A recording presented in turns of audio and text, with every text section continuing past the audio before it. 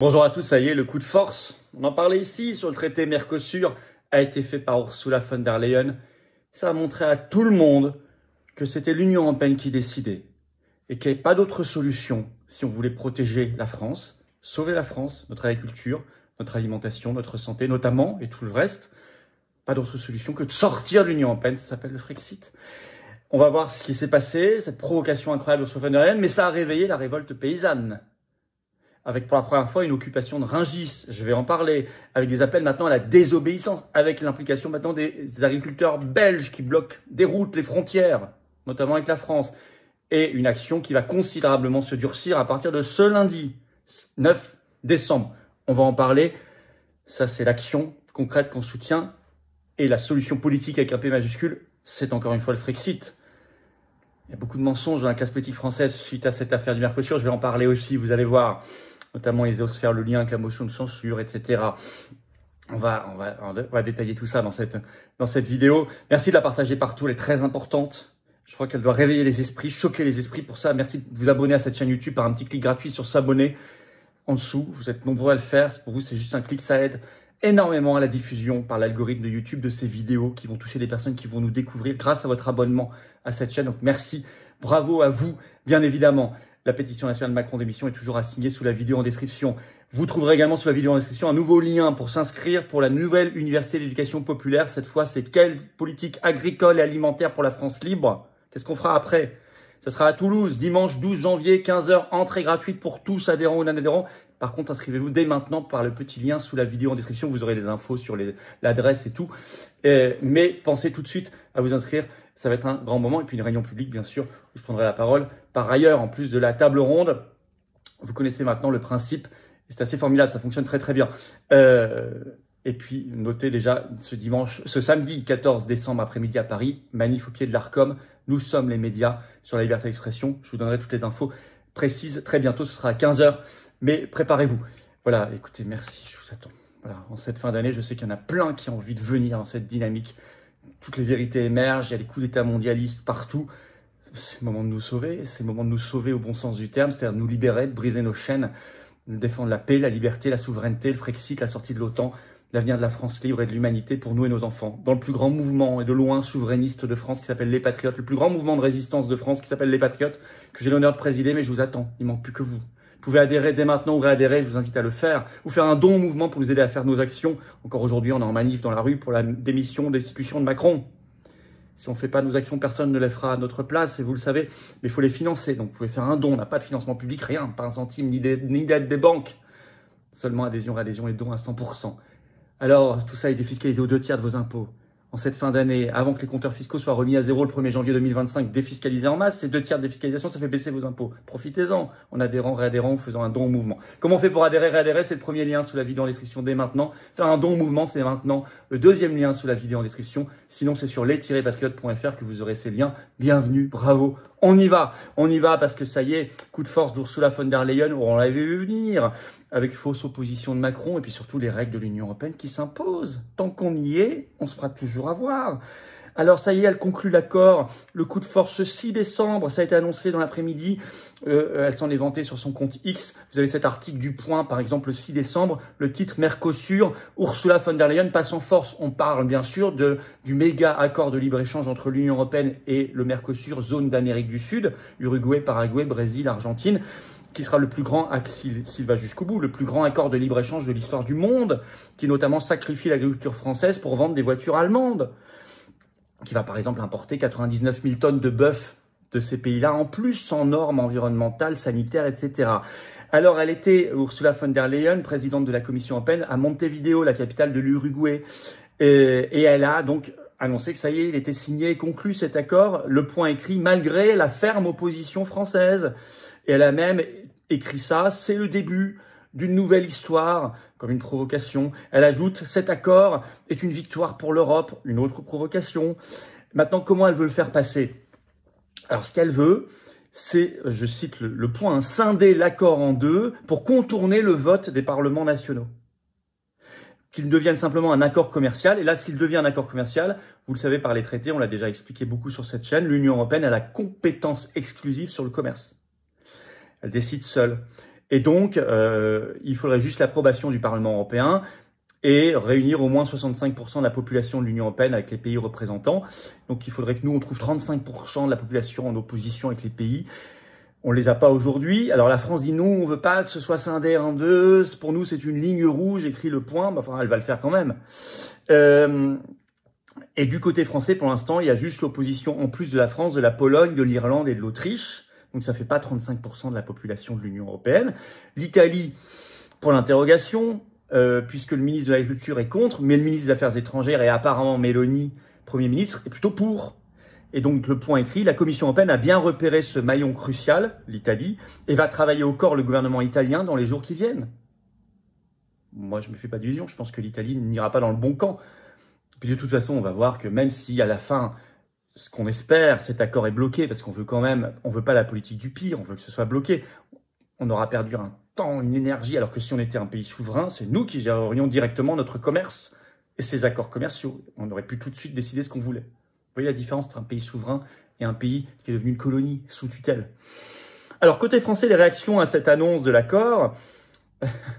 Alors d'abord, le chancelier allemand, lui aussi une provocation. Scholz, sur son compte X, ce 6 décembre, ça a été repris par l'AFP, je cite, il a salué l'accord. Alors qu'en France, la ministre du Commerce extérieur, mais maintenant démissionnaire, donc Sylvie Primas, a tenté de garder la face difficilement.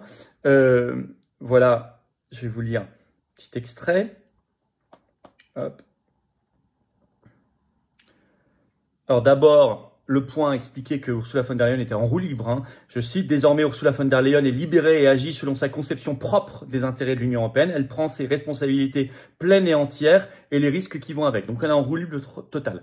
Alors, la ministre du Commerce extérieur française a réagi comme ça. Aujourd'hui n'est clairement pas la fin de l'histoire. Ça, c'est la dépêche AFP. Hein. Ce qu'il se passe à Montevideo n'est pas une signature de l'accord, mais simplement la conclusion politique de la négociation. Celle-ci n'engage que la Commission européenne, pas les États membres, a affirmé la ministre déléguée au commerce extérieur démissionnaire de la France, Sophie Primas. Sophie, pas Sylvie, dans une déclaration transmise à l'AFP, ajoutant que la Commission européenne prend ses responsabilités de négociatrice, mais cela n'engage qu'elle. Ben non, malheureusement, ça n'engage pas qu'elle, parce qu'elle a la compétence exclusive et qu'on lui a délégué le droit de négocier en notre nom. Alors, les jeunes agriculteurs ont déclaré, je cite, « Ursula von der Leyen a trahi les agriculteurs européennes ». Ils parlent d'une provocation. On va voir les réactions des agriculteurs. Vous allez voir, ça chauffe. Hein. Alors, tout ça, vous avez même les anciens premiers ministres Gabriel Attal et Elisabeth Borne, ça a été repris par l'article du Monde du 6 décembre. Eux, ils mettent ça sur le dos de la motion de censure. C'est quand même gonflé. Voilà, ils ont dit, la motion de censure a affaibli la position de la France. Donc, s'il n'y avait pas eu la motion de censure, on aurait pu bloquer l'accord, sous-entendu. On sait que c'est faux. Je reprends, il y en a plein, mais par exemple, un article du Figaro qui est toujours en ligne, vous le retrouverez, qui datait du 6 septembre dernier, donc bien avant la motion de censure, et même bien avant l'idée que puisse être votée une motion de censure. Le 6 septembre, à l'époque, le RN bloquait les motions de censure, donc personne n'imaginait une motion de censure, sauf nous. on faisait même des manifestations. Mais le Figaro écrivait, c'est toujours en ligne, qu'Ursula von der Leyen évoquait déjà à l'époque comme date novembre ou décembre 2024 pour la conclusion de l'accord. Donc en fait, en septembre et même avant, elle savait déjà. Donc ça n'a rien à voir avec la motion de censure. Rien à voir. Par contre, ça a à voir avec le fait qu'on appartient à l'Union européenne. Ça, oui. Ça valide en effet tout ce qu'on dit. D'abord, la fausse opposition de Macron. Parce que s'il avait été sérieux et conséquent et sincère dans sa soi-disant opposition à ce traité Mercosur, il aurait fait en sorte que la France quitte l'Union européenne, ce qui était la seule solution. Donc ça prouve qu'il n'était pas sincère. On se demande même s'il a fait le maximum de ce qu'il pouvait faire, honnêtement. Par ailleurs, nous, quand on a fait une opération contre le traité Mercosur mi-novembre dans les rues de Paris, nos militants ont été mis en garde à vue illégale devant Matignon, ce qui était bizarre parce qu'on était soi-disant sur la même ligne que le gouvernement sur ce sujet-là. Or, on nous a mis une répression policière comme jamais. Donc il y avait quand même un souci. Par ailleurs, ça met aussi en porte-à-faux les pseudo-euro-réformistes. Tous ceux qui, LFI, Reconquête, RN, une partie du PSLR, tout ça, PCF, qui vous disent on va réformer de l'intérieur de l'Union européenne, on va changer les règles, on va protéger les intérêts français. Bah, la preuve que ça n'est pas possible. Et nous, on l'avait toujours dit. La seule solution pour l'agriculture, pour l'alimentation, pour la France libre, pour la souveraineté du peuple français, pour sa dignité et son indépendance, c'est de sortir de l'Union européenne, de reprendre le contrôle de notre destin. Le Frexit, en 6 lettres. C'est la seule solution. Vous pourrez tourner le problème dans tous les sens. Il n'y en a pas d'autre. Et je le dis en particulier aux agriculteurs en lutte. Alors certains entendent beaucoup. Ils sont furieux, les agriculteurs. Vous avez beaucoup d'articles. Euractiv, ça y est, qui écrit ce 6 décembre. Mercosur, je cite, les agriculteurs en appellent à la désobéissance civile. Ça y est, le mot est lâché. À compter de maintenant, aucun contrôleur, je cite, ne pourra franchir le seuil de nos fermes. Ils vont être mis dehors. Et ça y est, depuis ce 6 décembre, pour la première fois, rapporte l'AFP, actions d'agriculteurs, notamment de la coordination rurale, qui ont bloqué Rungis temporairement, mais c'était une première. Les forces de l'ordre ont été mobilisées. 25 ont réussi à s'infiltrer quand même pour bloquer temporairement le marché de Rungis. C'est ça l'action stratégique. Ça veut dire que ça commence à avancer. Et l'AFP note par une dépêche du 6 décembre au soir, donc après l'annonce sur le Mercosur par Ursula von der Leyen, je cite, « Le mouvement des agriculteurs va se durcir considérablement à partir de lundi 9 décembre. » Ulcéré, écrit l'AFP, par la signature avec le Mercosur. Et il y a des attaques, je cite de la dépêche, de permanence parlementaire contre ce qu'ils appellent une trahison qui a été faite. Par exemple, 3 permanences parlementaires ont été vandalisées, je cite la dépêche AFP, ce 6 décembre en Charente-Maritime. Les Belges s'y mettent. Depuis ce 6 décembre, c'est rapporté par la presse belge, par exemple DH.net, blocage, je cite, de nombreuses routes contre le Mercosur et de la frontière de la Belgique avec la France et l'Allemagne par les paysans et leurs tracteurs. Là, ça y est, il semble qu'il y a eu un coup de fouet. On entend les mots de révolte, on entend des permanences parlementaires prises pour cible et on entend le mot désobéissance. Et on entend de plus en plus le mot Frexit et on le voit écrit sur les tracteurs. Bon, ça on soutient à fond. Ça c'est intéressant, c'est une espèce de réveil. Bloquer Rungis, c'est stratégique. Bloquer Bruxelles, c'est politique. Je crois que c'est la bonne action. Ça, c'est la bonne action sur l'action concrète. La vraie action politique, c'est de préparer la sortie de la France de l'Union européenne pour reprendre notre souveraineté, notamment agricole et alimentaire, notre souveraineté nationale tout court. Donc le cours de notre destin et de nos vies, de nos libertés, de notre pays. J'espère que l'accord sera bloqué, y compris avec les règles actuelles. Peut-être qu'on aura l'Italie avec nous. Ça me paraît peu probable aujourd'hui, mais je le souhaite pour la France, pour les agriculteurs français, pour les consommateurs de nourriture que nous sommes qui ne veulent pas s'intoxiquer, le moins possible. Bien sûr que je le souhaite. Y compris avec les règles actuelles, que voulez-vous? Je ne veux pas la politique du pire, mais quand même. D'abord, on n'est pas du tout sûr d'y arriver. Et deuxièmement, vous imaginez la perte de temps et d'énergie que de devoir remplir des critères de 35% de la population, alors que si on était un pays souverain comme la Suisse, par exemple, en Europe, qui gère elle-même ses accords commerciaux, ou le Royaume-Uni maintenant grâce au Brexit, ou la Norvège, et puis tous les autres pays du monde qui gèrent eux-mêmes leurs accords commerciaux, plus grands ou plus petits que la France, la plupart sont plus petits, ça se passe très bien pour eux. Et pour les agriculteurs, ils peuvent défendre leurs intérêts. Allez voir comme les agriculteurs suisses défendent leurs intérêts grâce à leurs accords commerciaux. Et nous, non, on ne peut pas, parce qu'on est dans l'Union européenne. Mais il faut quitter cette satanée Union européenne. Il faut la quitter, il faut la quitter, il faut la détruire pour notre bien, pour reconstruire une vraie agriculture, l'avenir, la France, nos nations, nos souverainetés de peuple, nos dignités. C'est ça le vrai combat. Merci de partager cette vidéo. Pour ça, vous abonner à cette chaîne YouTube par un petit clic gratuit sur s'abonner en dessous. C'est tellement important. Vous aidez tellement la chaîne. C'est un petit clic gratuit pour vous. C'est une grosse claque pour le système sur s'abonner en dessous. Bravo à vous. Dimanche 12 janvier, Université d'éducation populaire et grand meeting à Toulouse. Entrée gratuite à 15 h. Inscrivez-vous par le lien sous la vidéo en description. On parlera notamment d'agriculture, d'alimentation, puis de toute l'actualité, bien sûr. Et il y aura des experts aussi sur le sujet, bien évidemment. Et puis, samedi 14 décembre, après-midi, 15 h, rendez-vous au pied de l'Arcom, je vous donnerai les adresses et tout. La grosse manif, très grosse manif. Il y aura des intervenants de très grande qualité. Je vous détaillerai tout ça dans les heures et jours qui viennent. Pour la liberté d'expression, nous sommes les médias. C'est la première du genre et on ne va pas la louper, vous allez voir.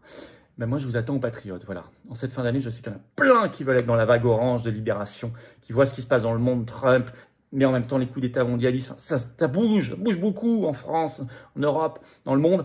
Il faut venir maintenant. Il faut venir pour vous, vos enfants, vos petits-enfants. Je vous attends, vous êtes les bienvenus.